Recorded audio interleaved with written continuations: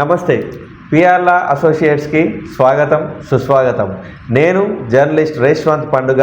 ఇప్పుడు మనతో ఉన్నారు ప్రముఖ న్యాయవాది ప్రదీప్ కుమార్ కాంపెల్లి గారు. నమస్తే రేష్వంత్ గారు. నమస్తే అండి. మొదటిగా ఈ బిఎన్ఎస్లో ఉన్నటువంటి ఈ సెక్షన్ 1లోని సబ్సెక్షన్ 3 దేన్ని సూచిస్తుంది?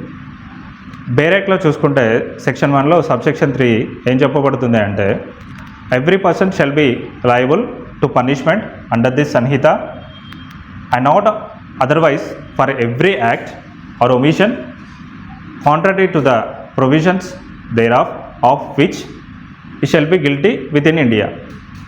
మళ్ళీ ఒకసారి రిపీట్ చేస్తున్నాను.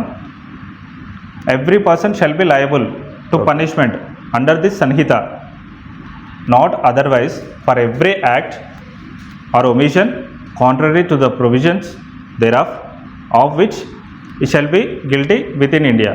అనగా తెలుగులో అర్థం ఏంటి అంటే, నేను బేర్ యాక్ట్ ప్రతిసారి 2 సార్లు రిపీట్ చేస్తున్నానండి. ఎందుకంటే వ్యూవర్స్కి స్టూడెంట్స్ ఉంటారు కదా, వాళ్ళకు అర్థం చేసుకోవడానికి స్టూడెంట్స్కి యూస్ఫుల్గా ఉపయోగపడుతుంది ఒక సబ్జెక్ట్. అవునండి, రిపీట్ చేయండి. నేను చెప్పేటప్పుడు రిపీట్ చేస్తే దాన్ని ఒకసారి బైహార్ట్ చేసినట్టు కూడా ఉంటుంది. తప్పకుండా. దీని యొక్క అర్థం ఏంటిది అనేసి అంటే,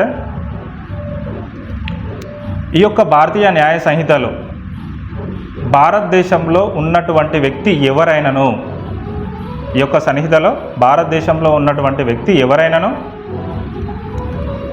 నేరం చేసినట్లయితే ఈ యొక్క చట్టం కింద నేరముకు గాను శిక్షార్హుడు అవుతాడు.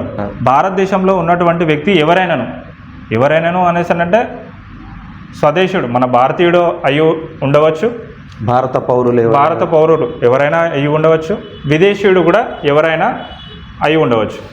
విదేశీయుడు మన భారతదేశంలోకి సందర్శన కొరకు రావచ్చును, వృత్తిపరంగా రావచ్చును, ఏదైనా అఫీషియల్ అధికారికంగా అయినా మన యొక్క దేశంలోకి రావచ్చు. వచ్చినప్పుడు అతను ఏదైనా నేరానికి పాల్పడినట్లయితే ఈ యొక్క చట్టం కింద తప్పకుండా పనిషబుల్ అవుతాడు, శిక్షార్హుడు అవుతాడు. అదేవిధంగా భారతీయుడు అయినా కానీ నేరం ఒకవేళ చేసినట్లయితే ఈ యొక్క చట్టం కింద శిక్షార్హుడు అవుతాడని నాకు సెక్షన్ 1లో సబ్సెక్షన్ 3లో మనకు చెప్పబడుతుంది. అంటే ఈ యొక్క సబ్సెక్షన్లో భారతదేశంలో జరిగేటటువంటి ఎలాంటి అఫెన్స్కైనా సరే ఎవరైతే అఫెన్స్కి పాల్పడిన వ్యక్తులు ఉంటారో ఈ సెక్షన్ ద్వారా ఈ యొక్క సబ్సెక్షన్ 3లో వాళ్ళు శిక్షార్హులు అవుతారు 100%. అచ్చా, అదేవిధంగా మరి సెక్షన్ 4 కూడా ఏం సూచిస్తుందో చెప్పగలరా? సెక్షన్ 4 బేర్ యాక్ట్ చూసుకుంటే మనం any person liable by any law for the time being force in India to be tried for an offence committed beyond India